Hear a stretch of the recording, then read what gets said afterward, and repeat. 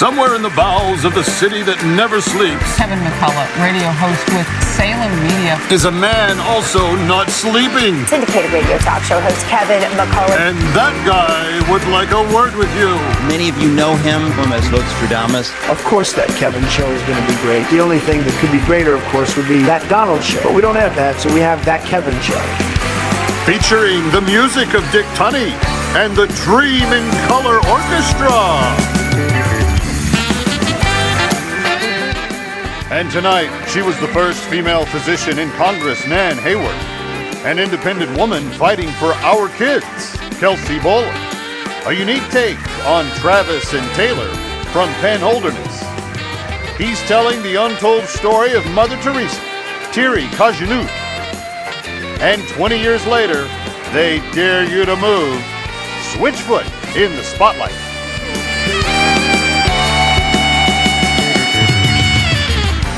And now, from Times Square, where tonight they continue to shoot the film Noah, Escape from New York City. He's Aquaman himself. Here's that Kevin!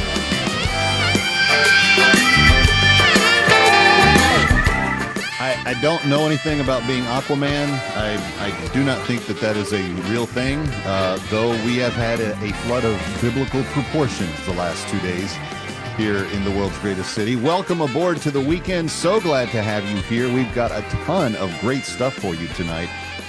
We've got the first female doctor who was ever in Congress, Nan Hayward. She's going to be here. Kelsey Bowler is back. She had some time away from us.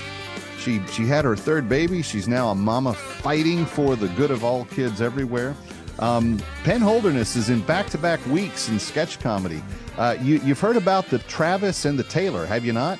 The Travis and the Taylor, it's the most amazing story of all time, I guess, if you believe the media. It's the only story that evidently anybody's talking about. But anyway, we'll get into that a little bit. A little bit later on, a very special film is coming out, Mother Teresa and Me, and Thierry Cajunut is a Swedish filmmaker who has put this film together, and he'll be with us to discuss it. And Switchfoot, the beautiful letdown. 20 years since that record came out, and they are still making music. A couple of kind of cool arrangements of two of their classics tonight. They're going to be with us in the spotlight. I hope that you'll look forward to that.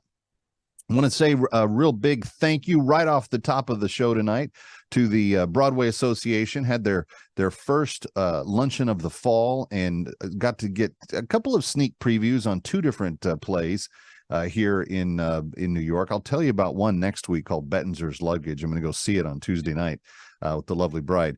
But the new musical that I think is going to be the tough ticket to get is the new Barry Manilow, Bruce Sussman compilation work called Harmony. It's not a jukebox musical. It's not about Barry Manilow's music. This is all original score.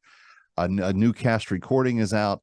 This is about a true life World War II era boy band, basically from Berlin, that made it huge. Sold 15 million records in the 20s and 30s. That's unbelievable when you think about the numbers of records and singles sold today and so forth. But anyway, a very well done period musical that's in that season, and it has highs and lows, and I can't wait for you to know more about it. But I do think it's going to be a tough ticket to get. So if you're headed to Broadway, see Harmony earlier than later, because once the reviews start coming in, it's going to be something else to see altogether.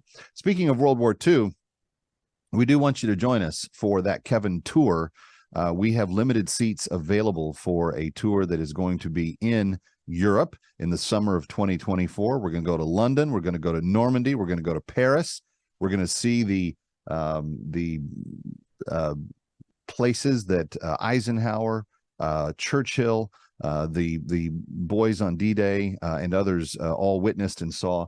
And it's going to be really amazing. And it's super easy to hold your spot. You just go to thatkevintour.com, and put your deposit down and hold your seat for us. But we had less than 36 seats left at last check. So I just want to make sure that those are going quickly, and they've sold thousands of seats on this tour.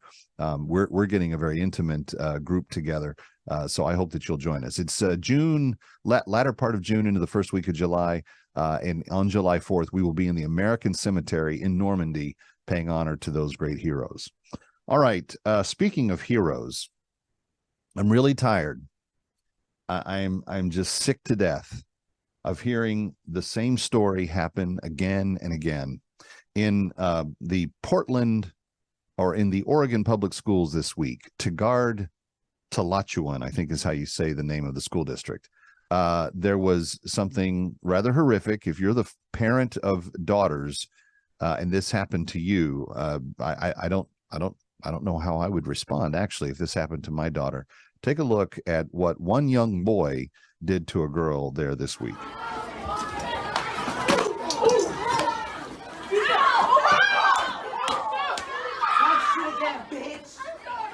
That is a biological male.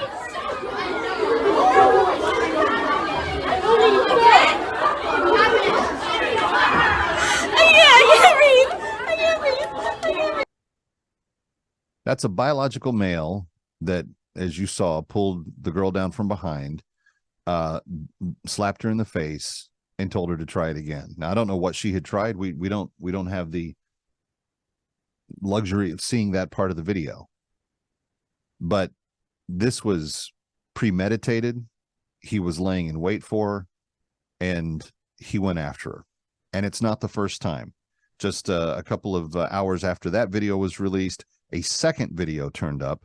This is the same biological male, only he's attacking girls in the girls' PE class. Take a look. Just pushes them down and starts another fight.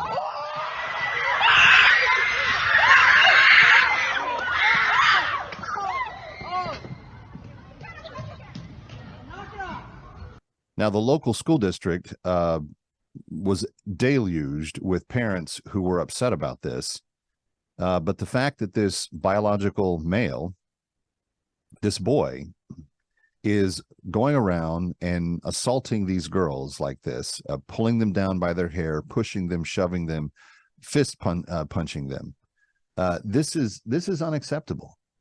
And the idea that you can't do anything about it is an anathema. And one of the moms, whose daughter, the first daughter that you saw, posted this on social media. She said, "Yesterday, my daughter was attacked at school by a biological male dressed as a girl. I can't put into words my anger at the situation after watching this horrific video, nor my distraught knowing I can't do anything because I will ultimately end up in jail. To the school, where were the supervisors? Why wasn't anyone present in the hallways? I don't want excuses. I want answers. Of course, the coward that he is fled after putting hands on my daughter," said the mother online. She also went on to say, "In fact, he doesn't seem like a good human being at all. He is known for being a bully. He's done this to several girls. He is clearly targeting females. If you see this, just know we are coming for you. We will not stop until you are punished in the court of law to the furthest extent. You will not get away with this," said the mom.